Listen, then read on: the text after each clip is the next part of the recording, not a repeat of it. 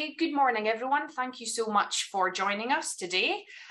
We are joined, Natalie and Martin Reid of the Gin Cooperative, by some of the Scottish gin producers here and some of our sponsors of this year's International Scottish Gin Day that obviously represent certain businesses within the Scottish gin and spirits supply chain. So without further ado, we're just going to go round the boxes as we see them, and you guys can just do a quick intro, just tell us a bit about your who you are and what business you represent. So Claire, Fletcher that is, would you like to introduce yourself?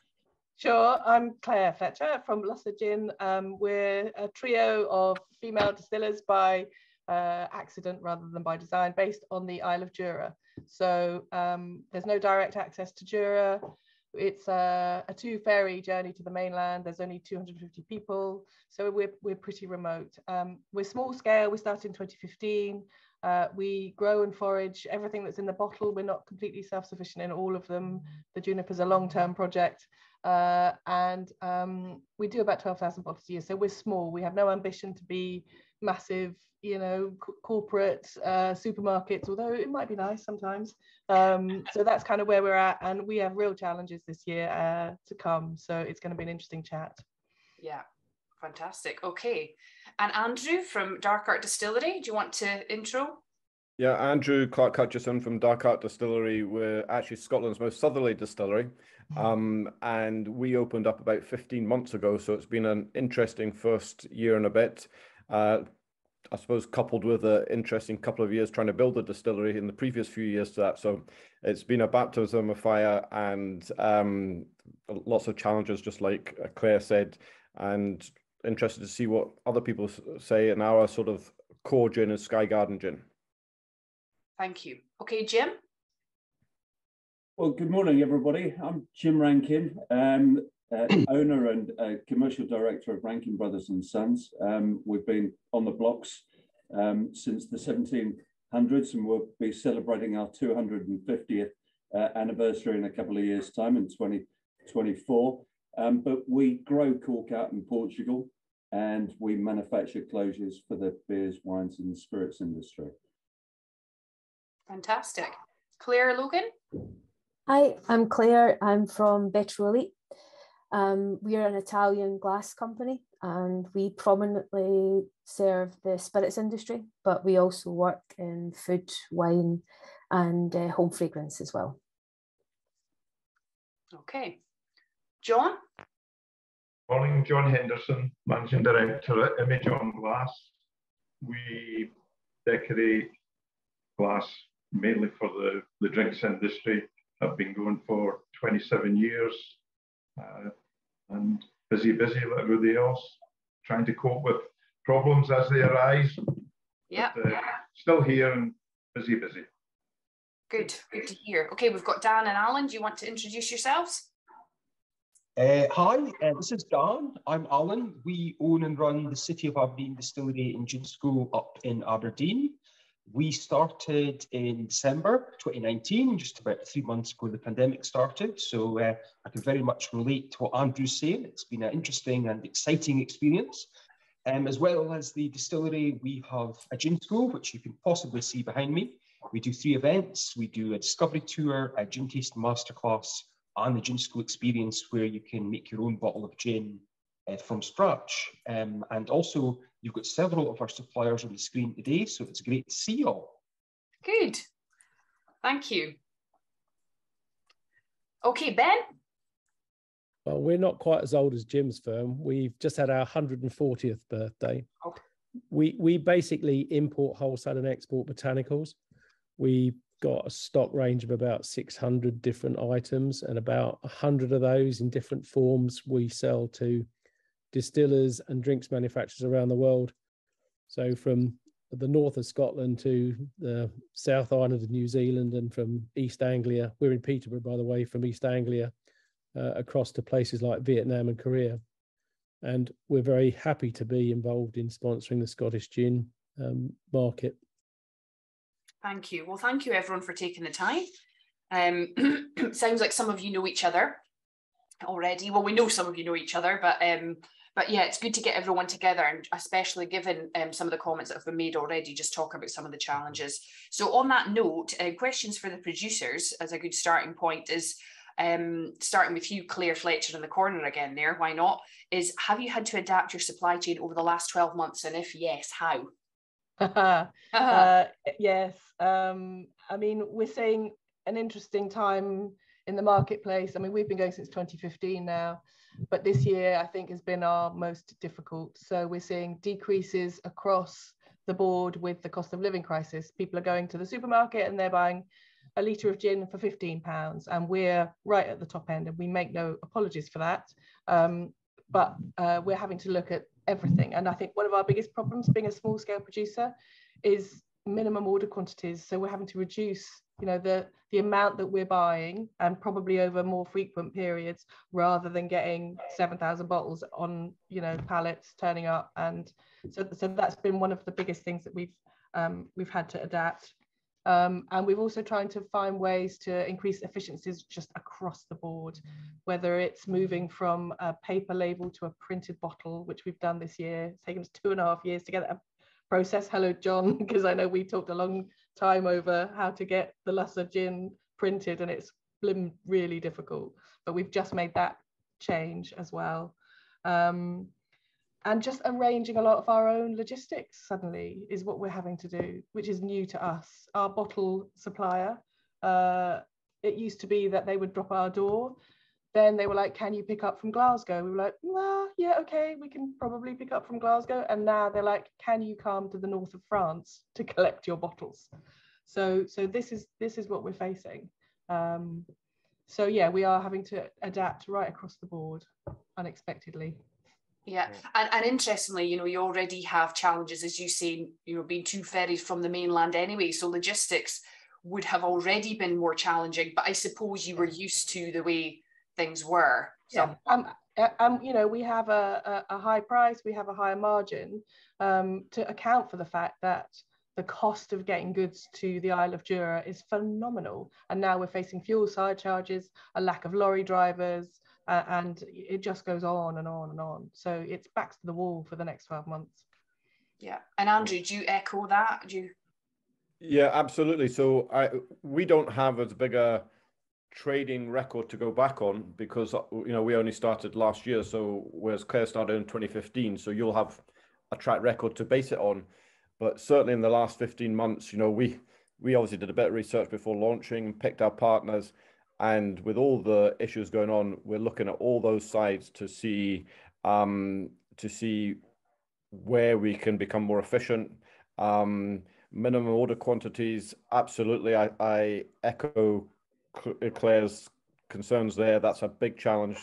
You know, if you just take the bottles, for example, you know, if you have to order X thousand, whatever, and pay for those up front, or even pay 50% up front, that's a big dent in the working capital, you know, at that point in time.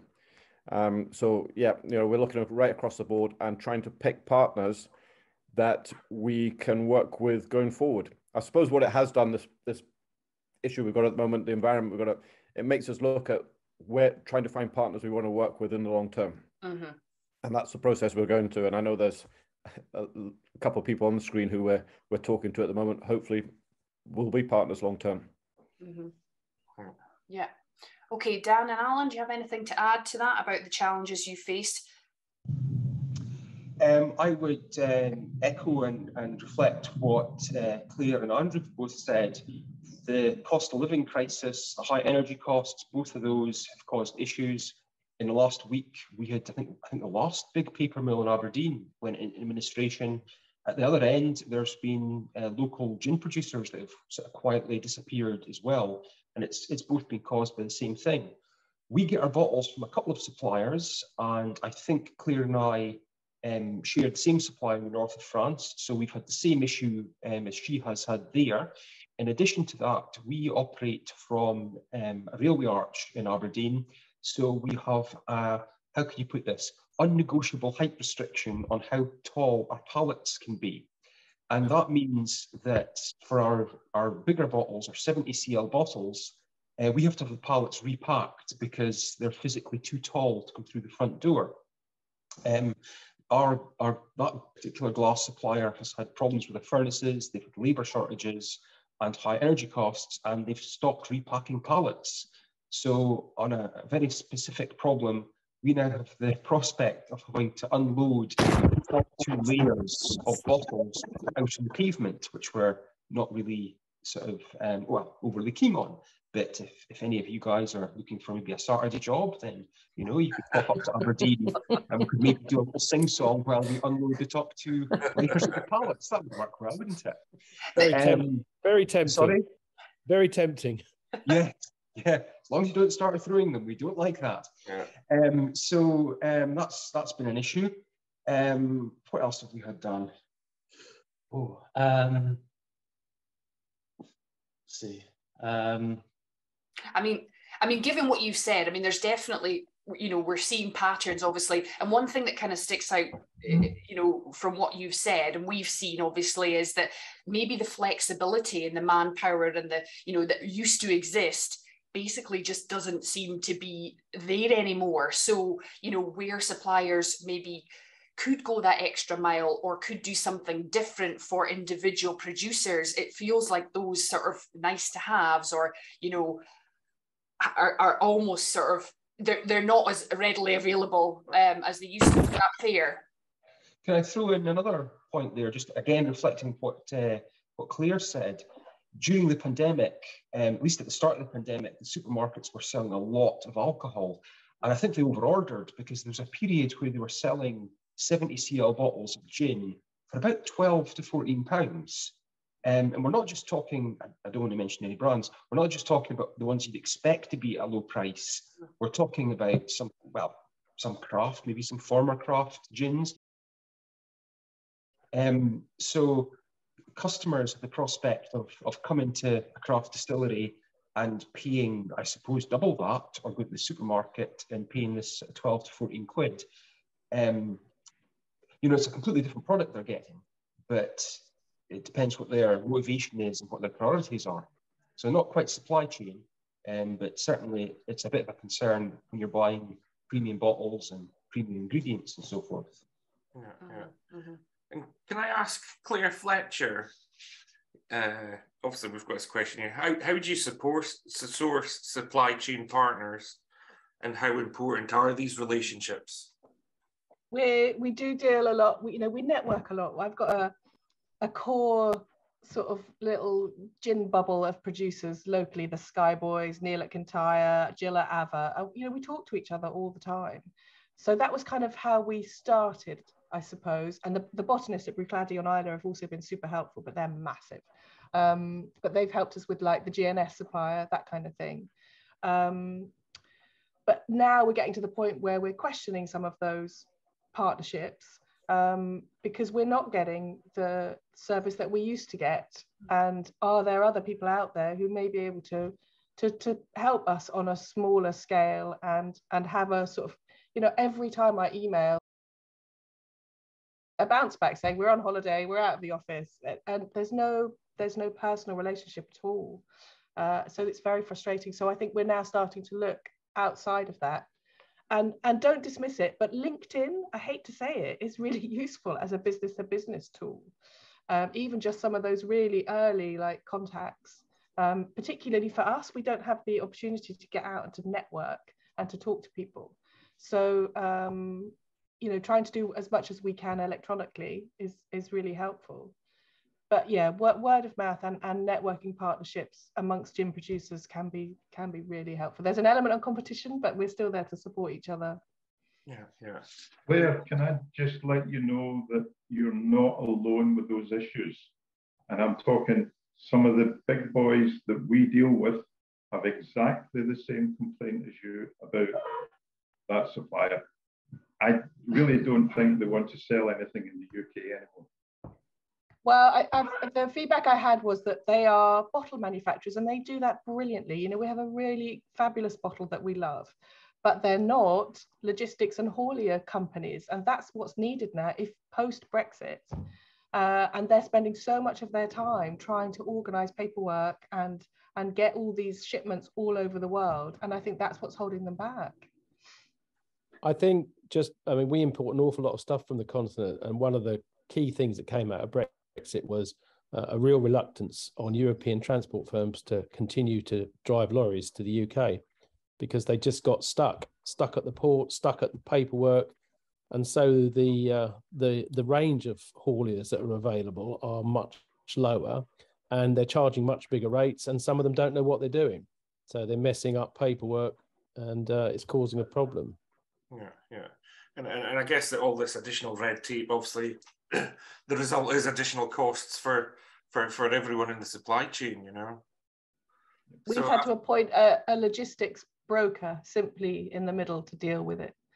Another layer, basically, particularly for import, not so much for the export, but definitely for the import, because we sell our gin to America and to Germany, and that's been problematic but not insurmountable, whereas getting stuff in is much harder. Yeah. And have you seen improvements? Like, you know, we're going on like a year now or so, you know, do you think things will get easier? You know, the hauliers, you know, the labour, the paperwork. I think people would get used to it, and then it'll just become part and parcel, and it'll trickle back. If anything, it's getting worse. Yeah, it's not as if we haven't had a load more oil poured on the fire. So, you know, we hadn't recovered from Brexit, we haven't recovered from COVID, and now we've got inflation, fuel shortage, war in Ukraine. It's quite an uncertain time, isn't it? Absolutely. And certainly from an outsider's point of view looking in, it certainly feels like the goalposts keep changing every few months, which obviously all your research, you put processes in place, suddenly 3 months later, you've got to change these things. So obviously right away, your entire supply chain's disrupted once again. Can I just add, sorry, as well, like on the whole logistics and transport, I mean, I cannot defend pricing and cost of us delivering glass from Italy into the UK, but what I will say is I think as a company, we've actually handled it pretty well. And I think the guys from City of Aberdeen, when we give pricing, albeit, you know, the cost to get it over is astronomical, we deal with all the paperwork, you know, the import export. So our customers, at the beginning, there was a delay because there was uncertainty at the border or whatever, but we've still managed to deliver goods to the door without them having to do anything. They have a choice, they can come and collect if they want, but where we might be letting down and, you know, what's available or increase in prices, like little things like transport, thankfully we've managed to sort of deliver, which I think is a bonus, because I've heard horror stories of other companies. So. If I can come in there and just confirm what Claire's saying there, when you order from Vetroelite, first of all, they price in pounds, which means we've got a bit of certainty. The delivery, the customs clearance, all of that, it's taken care of. We're experts in doing small batch gins and the stuff that's associated with that. We're definitely not experts in haulage. I didn't even know what groupage was until after Brexit. You know, it's all of these things that it's just not in our specialism. We're operating out with what we really know about day to day. So, and when that happens, you know, it's exactly what you'd expect. Every now and again, something comes along that you just did not see coming.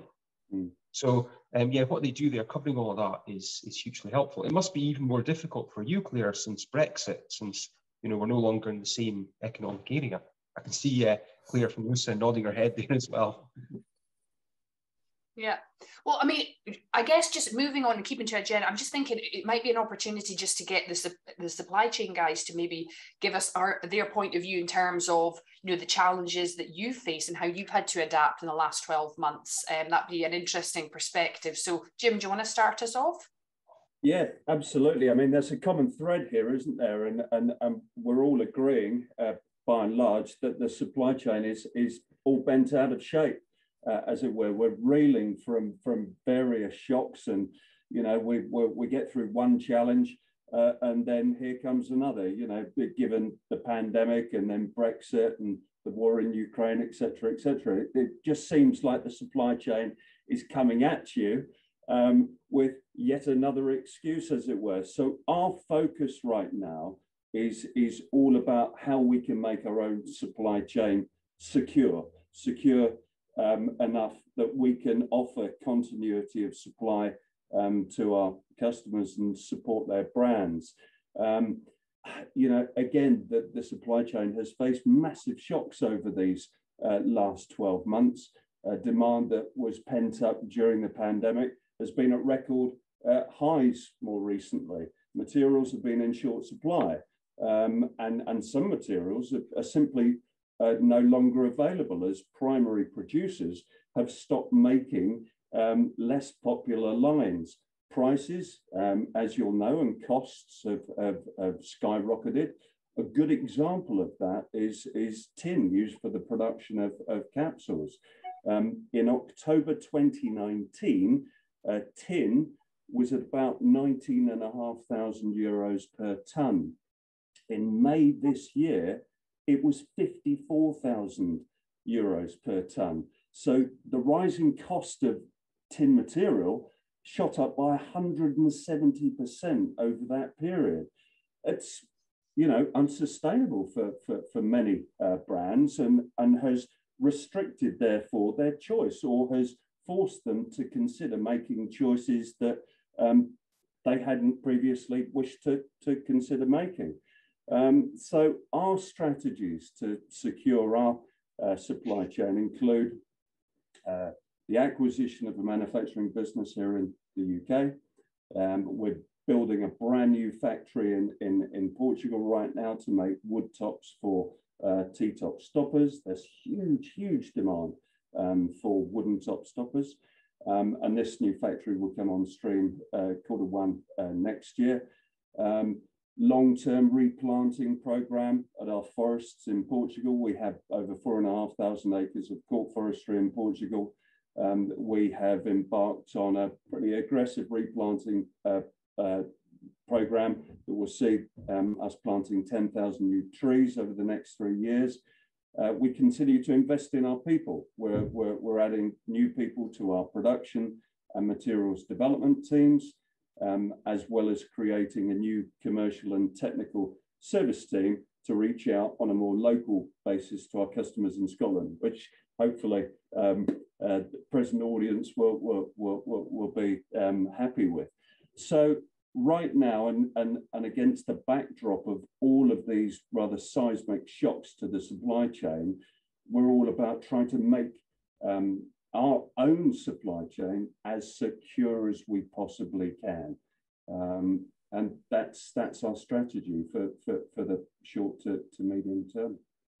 Well, that's good to hear some positivity. That's great. And as you say, despite the challenges, you have to look, I guess you have to look forward and think about the long term. If anything's come out of this, it's as you say, maybe securing more, thinking about the long-term future, and for the producers as well, maybe entering into more you know, long-term relationships with supply chain as well. Claire, do you have anything to add in terms of, you know, the challenges and how you guys have had to adapt? Logan, yeah. Sorry, yes. Forgot about the rule.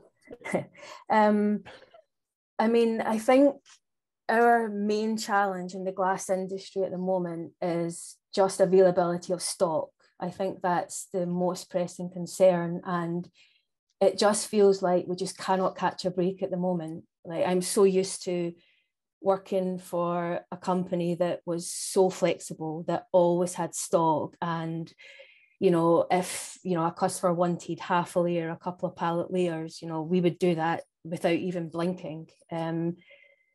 Whilst we are not stopped repacking and things like that, we've had to sort of, you know, prioritize, you know, what we're selling, and you know, we're not as flexible as we want to be at the moment, and we really are trying to build up the stock again of our sort of main bottles, but we still have customers that take items that are maybe not as popular. So that's causing such an issue in production planning as well.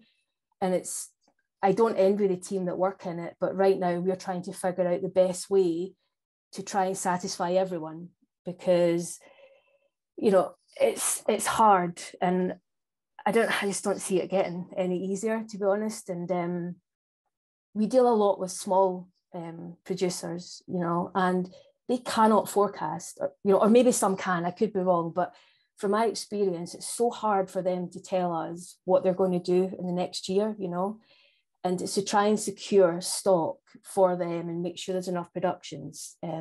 It's really, really difficult. But what we are doing is we're taking our top 10 sort of best sellers, if you will, and we're really, really ramping up the production to try and start building up that buffer stock again, that's hopefully stand us in good stead over the coming years. But I'd say that that's our primary focus at the moment, whilst we're still also trying to create, you know, exciting new products for the market. But it's a fine line at the moment, and trying to satisfy everyone is tough.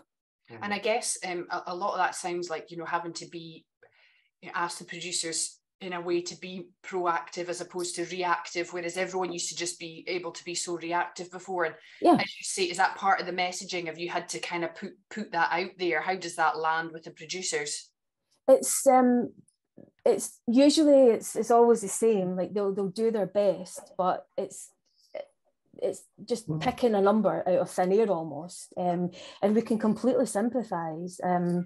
I mean, rightly or wrongly, and hopefully my manager doesn't listen to this, but I'll try and guess for them. So I'll try and just put something in the system and then have that conversation and say, look, I've got something, do you want it or not? You know, it was easier a few years ago, but there's a hell of a lot of customers now. But, you know, you try and work with them, and I don't know, but I sometimes feel like I'm part of the brand as well, even though I'm not. But you become so invested with them because you've been with them since they started, or, you know, fairly early on. But it's not perfect, and unfortunately, we're still letting people down. But, you know, we just need to keep going. Absolutely. John, do you have anything you would add to the challenges you face and how you've had to adapt? Yeah, our biggest issue has been glass supply. I mean, some suppliers that we deal with are asking us to give them orders for 6 months, 9 months in advance. Otherwise, we've no chance of getting the glass for our customers. It's virtually impossible. We're trying to do what we can by stocking some glass for some of our regular customers, but it's just impossible. We've made another major investment in more machinery that's coming next month to try and become a wee bit more efficient, not be hit with the astronomical increase in electricity. We're now trying to move away from kiln firing altogether. We're doing direct printing, UV cured, just to tick the environmental boxes, but really to save some money. It's just crazy. We can't even be told what our electricity is going to be for the next 3 months. No. They just won't give us a price. They're not interested. Yeah. I think I remember when we visited you, John, it must have been 2018. And obviously we talked about your electricity bill for your kiln at a time. And, you know, that was 4 years ago? Mm-hmm. You know, and that was like a 4-figure sum every week just for having your kiln on. So I can only imagine what the prices would be like now, you know. We've actually now decided that we're not going to fire our kiln every week. We're better just building printed stock up, holding it for a week, and then when the kiln's on, it runs flat out for 24 hours a day for however long. Yeah. We're cheaper actually paying the guys not to work. Yeah. It's just... Wow. And presumably that you know, the producers are receptive to that, you know, or have you had a lot move to the direct print? I mean, clear case in point, as an example, if you've changed how you print, is that going down well? Yes, that machine that I think you saw the machine, that's running 24 hours a day just now, has been for the last year, but it just can't cope with the bigger numbers. So we've now got a new machine coming that will basically give us 10 times the capacity. Fantastic. Good. And Ben, do you have anything to add? Well, I'd echo a lot of what Jim said. I mean, despite the increased uncertainty, we decided that we'd got no choice but to invest to try and get as much control of what we could control, on the basis that you can't control the variables you can't control. So back earlier in the year, we decided to move double the size of our warehouse, which allows us to at least provide some level of buffer in terms of the extended supply chain and kind of vagaries of it. Obviously, there's a cost to us of that, but it gives us more certainty. And I'm absolutely sure it was the right decision. So we've increased the size of what we've got and brought more people in. And we have to look to the long term, because if you didn't look at the long term at the moment, you'd all just pack up and go home, wouldn't you? Mm-hmm. It certainly sounds that across the sort of supply chain, as well as having to adapt to the challenges that nearly everyone has had to invest heavily as well, which, you know, I guess it kind of goes with the territory, but, you know, I think it's a positive thing to see that you are looking to the future, you are making plans, you are progressing things, and your businesses are all continuing to grow in the right direction as well, which I think is one of probably the very few positives we can take from what's happened over the last sort of 24 months in the world in general, you know. Mm-hmm. So one of the questions we obviously put to supply chain, and I remember it last year, was about, you know, this, how important good customer service is, you know, but specifically the, you know, well, just versus just delivering. And I guess that is almost like heightened now as well. So in the context of what we've just talked about, how much more important is that now, Jim? Oh, it's critical, and I'll pick up on what Logan said earlier, that, you know, we genuinely feel that we're part of your brand development, and we're part of your brand team as well. So this is why we're, you know, doing what we can to securitize supply so that we can maintain continuity of supply, the closures to support your brand in the marketplace. So we, you know, customer service is absolutely critical. We've seen a lot of very aggressive merger and acquisition activity in our sector, in the wider packaging sector over the last couple of years. Groups are getting bigger. Groups are getting more international as they reach out, and their ambition is to reach out to huge global demand that's out there. Well, what does it do on a more local level? It actually affects the customer service standards for you good folk up in Scotland, because again, these bigger groups have got a more global sort of ambition and strategy.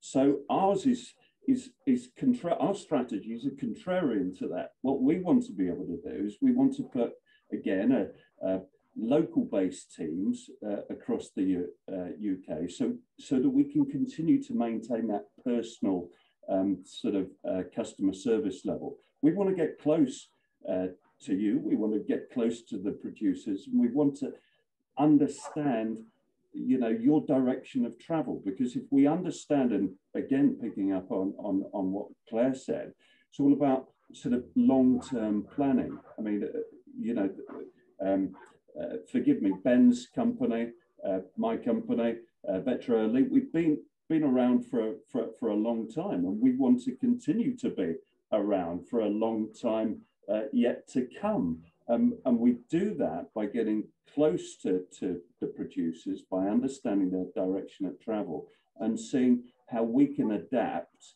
to the challenges together. Yeah. Claire? Yeah. Logan, was it? I agree 100% with what Jim's saying. And, you know, Vetroelite customer service it's our philosophy is we have to give the best customer service. And during the last, you know, couple of years, it's been really, really hard for sales managers to continue to give that customer service when all they're delivering is bad news, you know. But we've been told it doesn't matter. You have to be there. You have to pick up the phone. You have to reply to that email. Listen, because there's nothing worse when it's silence. And I mean, I hate it. And, you know, from a personal point of view, you know, whatever I'm buying and there's an issue and no one talks to me. But it's hard. But the company is trying to really support us and like, can I give us extra training to deal, you know, during this time. And, you know, it's absolute paramount that we stay in constant contact with the customers. Don't get me wrong, we probably drink a bit more now, but I mean, it's important that we maintain that relationship, even though it's harder than it's ever been. Yeah, I mean, not to go off topic there, but I mean, it's interesting hearing that. And I mean, Andrew Clark-Hutchison, I'm thinking of, you know, you recently talked about maybe changing a supplier or looking at new packaging or whatever it might be. I mean, have some of these decisions come about as a result of, like, you know, not hearing back from people or receiving bad customer service? I mean, is that kind of the bones of it? It would be fair to say it is a component of it. I suppose when prices go up and you keep your own price stable, your margin starts getting eroded. So you have to look at everything. Yeah. And I would say, so that's a trigger, but also the other trigger is I want to have suppliers that actually has been mentioned today that feel they're partners in our business. And to be a partner in our business, we have to be able to talk to you. You have to be able to visit you. We have to be able to just feel you're there. I don't want them to be remote. And when I say remote, it doesn't matter where they are geographically. Obviously, it helps if they're close, but it doesn't have to be. But they have to be available to talk to. And I have to feel they care about our business. And it's not just some big corporate somewhere else in the world just imposing things upon us.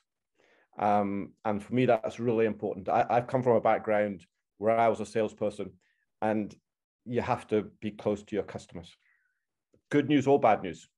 And then flexible, and I want to be able to go and speak to people.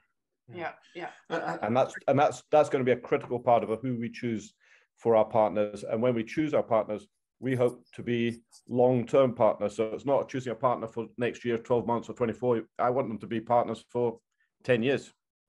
Yeah. And I mean, can I just add?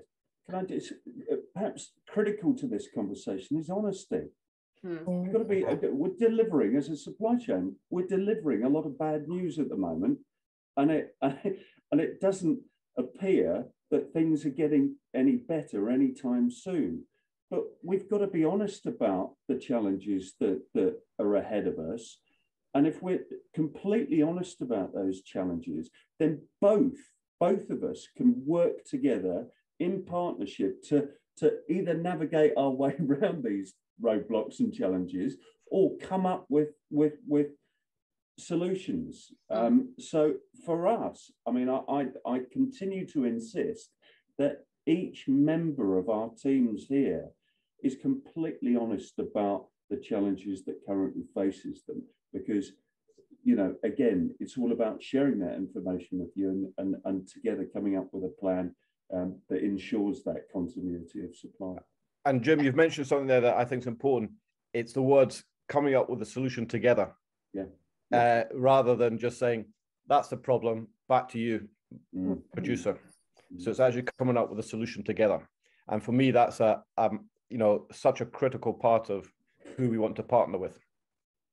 Absolutely. It almost feels like it's a bit of a lost art, is it? Conflict resolution, whether it's in life or whether it's in business, where, you know, honesty should always be the best policy, as well as good communication. And I think that's what you're all reiterating here is important.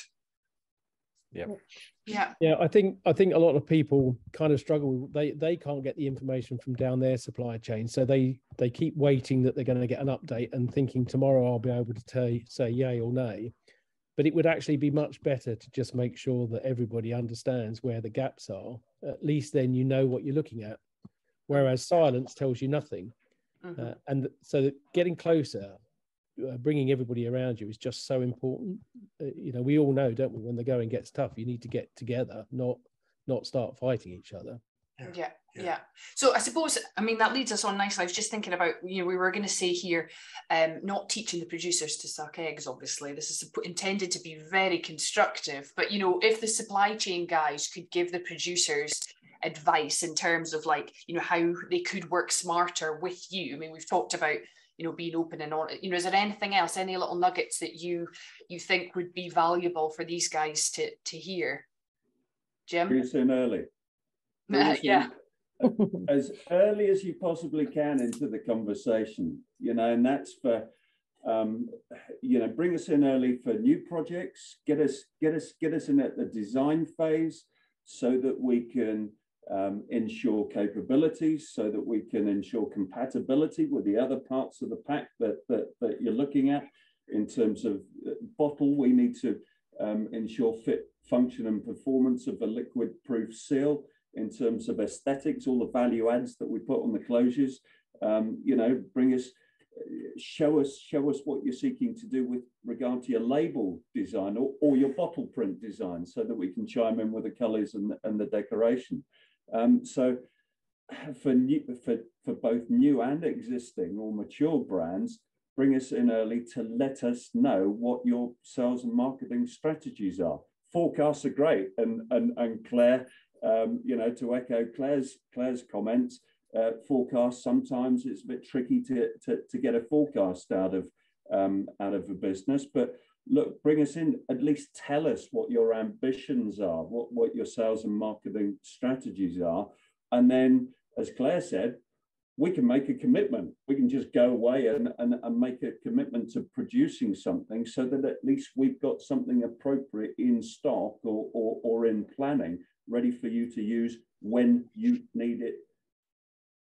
Yeah, no, good advice. And John, to skip to John, you know, obviously you guys are all at different stages of the supply chain. So it's always interesting to hear, you know, I guess you're looking at it from you're waiting for bottles to then decorate to then, you know, so what's your perspective in terms of, you know, the advice you can give the producers is presumably quite difficult when you're in between.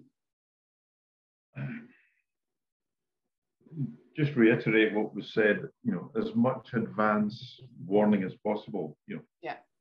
Tell us what you're going to need for the next 3 months. And if it doesn't happen for 4 or 5 months, it's not the end of the world.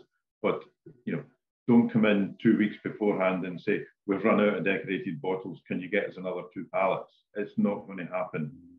With the best will in the world, in the old days, it may have been possible for us to hold stock. I think those days are well and truly gone. Mm-hmm. Yeah. So notice. And what, Ben, I mean, again, you're looking at the botanicals. So from your point of view, again, at very early stages of recipe development or keep it on top of, you know, stock. Do you have anything different you would add to that? No. I think just notice. Well, the first thing is trust. If you want long-term relationship, you've got to establish trust. And after that, you've got to share as much as possible. And that means sharing context and not just short messages. I mean, one of the things about today's email or text or whatever is they're often far too brief. There's not enough information around the outside to really explain what a problem is or why a problem is so important to somebody. And we obviously want to help our customers, because in the end, if our customers go out of business, in the end, that's not good for us. So the more context we've got, the more about what's important, the more we can try and do what we can to help. Obviously, we're not magicians. We can't magic up free botanicals. And unfortunately, everything is going up in price. But we can try and help if we really understand what the problem is. Yeah. So our next question is for everyone. So this might be a bit of this is another look into the future kind of question, is it? Just so difficult right now. But what do you think will be the biggest challenges for Scottish gin and spirits over the next 12 to 24 months? And I'm going to put that to Claire Fletcher. How long's the list? Where's that? we are, yeah, I know, right? it's definitely, I mean, the cost of living crisis is going to impact on all sorts of levels, all the way through the supply chain and for producers. We don't know how long it's going to go on for, or you know, there are so many unknowns. I think the saturation in the gin market is also an issue, certainly for small producers like us. You know, you'll sit on a shelf with 80 other gins and you'll sell one bottle every few weeks, and it's not viable. And we're already starting to see some of the smaller kind of, dare I say it, more hobby gin producers basically shutting up shop. And also there's a couple of other big names also in administration right now. And I'm afraid, I think that's, you know, only the strong will survive, unfortunately. I think environmental challenges are also going to be really key. There's a lot of greenwashing going on at the moment. And, you know, sustainability, provenance are going to be really key issues. So, yeah, that'll keep us going for the next 12 months. And Andrew, what would you say? Yeah, I'd echo a lot of that. I think for me, where I sit at the moment, I think the biggest challenge is around getting supply partners that we want to work with long term. And that's where our focus is going to, apart from obviously new product which is coming out later on this year, another one next year. It's about developing partners we want to have right across the board, and that's where our focus is going to be. Okay. Yeah. No, sticking with the producers, Dan and Alan, what would you say? You know, what do you foresee as being your biggest challenges coming up in the next year or so? Well, I would go. Well, I would reflect what both Claire and Andrew have just said. There are challenges at both ends of the operation, getting the supplies of everything you need to make your sort of finished bottle that someone will eventually buy. The cost of living crisis is an enormous problem. There are so many homes now in, I think it's called fuel poverty. They're not going to be able to afford to buy premium gin, whether they want to or not. And you know, that's going to direct them in a certain direction. So that's going to move a lot of what would have been customers kind of out of our reach for a while, I would say. So it totally changes the demographic of your business, and it becomes a more expensive demographic to market to as well. So there's another increase in costs there. Now, I didn't mean to interrupt you there, sorry. Well, I think one of the big things I didn't appreciate is how much communication we need to put to you in order for you to, as producers, to sort of be able to produce. Like, we kind of take you for granted in a way, and we expect everything to be just available. But as we can tell from this meeting, that's just not the case. So that communication, so we know what we need to do to help, is really valuable. But what I was going to say, one of our challenges is actually sort of diversification. If we put all our eggs into one basket in this type of scenario, it's going to be really dangerous. So we are lucky that we have both the gin and we have both the events, but there's also various other areas that we're looking to sort of expand into, and that gives the business resiliency. And yes, so when it comes to the bottle specifically, letting you guys know what we need and what we're thinking, and then you can just tell us if it's possible or it's not possible, because quite often we're at the very sort of design stage, and we just need to know what is possible so we can then design it. And then also we are doing some challenges with sustainability. We started off small. There's looking at the labels. We've even got a pen, which is mostly paper. So starting off with just the small things and building up to the bigger things, and see. Because once you start doing it, there's a lot of opportunity, and it's actually quite fun as well. Yeah. Fantastic.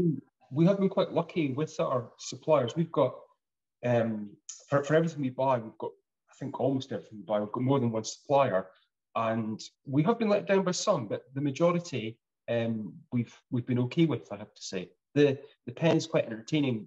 When you come to the gin school, obviously you need a pen to note down your recipe. And we were just using sort of standard off-the-shelf pens for a start. But we discovered something that is really quite obvious. Some people, when they get their hands on a pen, it's like there's a special glue, and they go off with it. So we were continually replacing pens, and we thought, you know, every time I was cleaning up after gin school, I was saying, well, that's 6 pens gone, that's 8 pens gone. And it's like, we're missing a really good marketing opportunity. So that's what set off the pen project. And as Dan, he only gave me a flash of this, but this pen, where's the camera at? Can you see that okay? Yeah.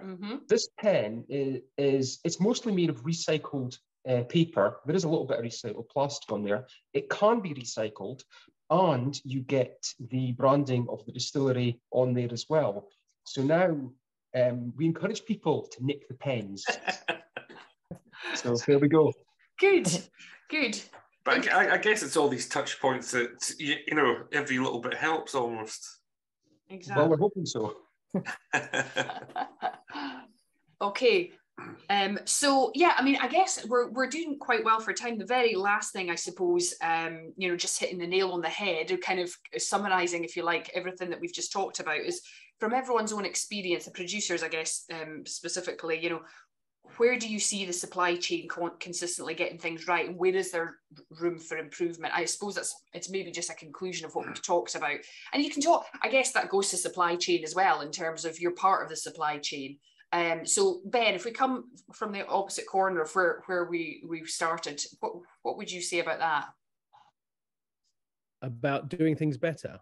Yeah, like, you know, what from your experience, what works and doesn't need to be reviewed, and where's there room for improvement, especially in the context of what we've talked about? I'm afraid I think there's room for improvement everywhere, and it's day in, day out, and it's constantly looking to try and do things better, to make sure that you're wasting less, communicating better, buying better, mitigating risk. You know, there's no it's not rocket science running a business. It's all about just doing the right things as well as possible, as consistently as possible, day in, day out. Yeah. And again, Dan and Alan, anything you would, just to conclude, would you add to that? I would agree with Ben entirely there. You do need to make sure that obviously we're at the customer, the end customer facing end. So there's a lot of things in our business that are quite sort of creative and maybe a bit arty, and we've got various projects that on the face of it may not directly impact your bottom line. So you've got to look at them and make sure they're actually going to pay back the investment that you put into them. That's very important. Yeah, that's fine. Yeah, okay. Well, so yeah, that'd be my comment there. Yeah. Claire? Logan? I think moving forward, I agree with Ben. I think communication and better communication is so important, and something that we're trying to do here as well is we're trying to sort of do less on the email and more on the phone, or more on the face-to-face now that we can travel again, or even with Zoom or Teams, because you know, we can spend so long arguing back and forth or debating in an email, and I think a lot of things can be misconstrued and people can get angry. And so for us, we are really trying to put focus on, you know, look at them in the eye and have that conversation. And then on the supply, and Claire mentioned it as well, you know, we've got so many people, you know, so many gin, rums, vodkas that are still coming out of the woodwork.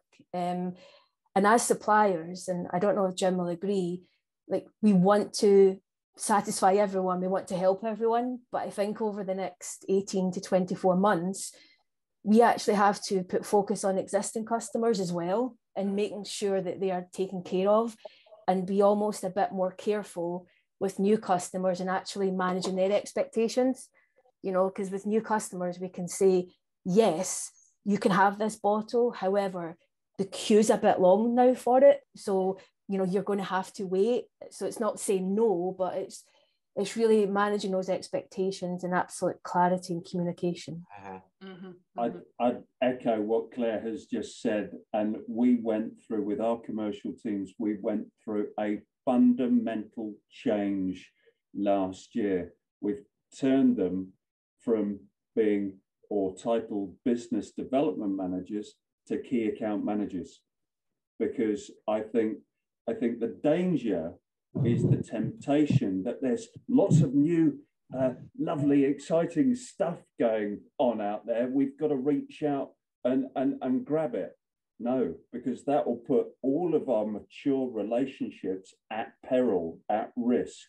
So for us, our key account managers are all about maintain continuity of supply, protect and serve our existing customers, and then if we have the capacity and the capability to reach out to through things like developing our standard stock range and our decoration techniques and our manufacturing efficiencies, then we can reach out and develop those new relationships. But what we don't want is we don't want to reach out to all sorts of what appears theoretically to be all sorts of good stuff and exciting stuff, and again have that negatively impact on the business that we've tried to develop over the longer term and develop well.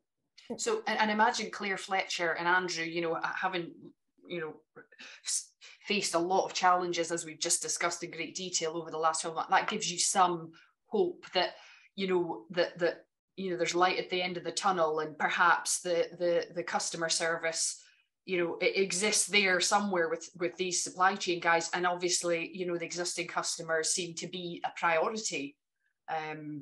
So that's good to hear. And you know, we're really happy with the quality of products we get. It would be nice if somebody made cardboard in this country also. But come and see us. You know, I'm fed up with talking on email and the people that bother to come and visit, and yeah, it's a pain to get here, are the ones that we're going to trust and to possibly partner with more. It's going to be more likely. Come visit. For what it's worth, we just visited April, and it's absolutely beautiful. It's worth the 2 ferries and then some. We can say from personal experience. 25 miles along a single track road. Yeah, it is beautiful. That's amazing. Yeah. And Andrew, would you, just to conclude, would you add anything to that? No, I'd agree with that. So I think in terms of some thought for me, that we concentrate on customer service to our customers, but we maybe have to look at a bit more customer service back to the suppliers as well. So I think point Jim and I think some others made, maybe sort of bring them in slightly earlier and also give them a bit more clarity on numbers of units required. So, you know, we tend to focus on our customers, but we have to remember the suppliers, I suppose, are our customers as well. Yeah. In an inverted way. Okay, and John, you've been in and out a bit there, but we're just obviously, any final parting words, any sort of, we're just concluding on you know, where you see, you know, you can maybe make improvements and how you're looking to the next 12 months. Oh, and he freezes. Not to worry. Can you hear us, John? No. I think he's in the connection's gone down just there. Can you hear us? No. Oh, you have to unmute. No, he's off mute. Oh, he's off mute. No. Well, we did really well up until that last minute. So, because the connection is always a worry. But no, listen, on that note, I think we've brought that in just 5 minutes over. I think there's a lot of common themes across what everyone said today. Is about, you know, it's about delivering that customer service. It's about honesty, transparency. And I guess when things do go wrong, holding your hand up and saying, look, things, we can't deliver what we've promised, but we'll work with you as closely as we can to make sure that going forward, we help you as much as we can. And I think, you know, in business and in life, I think that's utterly important. Honesty, transparency, and communication. When things do go wrong, doing what you can to amend it. So, and I think because we're all in the same boat and we all have been through what we've been through in the last few years, I think there's that little bit more flexibility and understanding, isn't there, from everyone? But also building strong, honest working relationships as well. You know, I think often in business, it can be quite easy to see people as being clients or customers, and that's it. But I think when you go that step further and treat them with respect, treat them almost as part of your business, part of your brand, in a way, part of your family, sometimes, I think that can make a massive difference when things do go wrong, that there is that working relationship of trust where you can progress things forward, you know, so. Yeah, all good advice and all good comments and contributions from everyone. Thank you very much for joining us. Thank you for asking us. Thank you. Thanks Not very at all. much. We'll let you back to your day. Bye bye, Take care, everybody. everyone. Thank you. Thank you. Bye-bye. Bye-bye. Bye. Bye. Bye. Bye.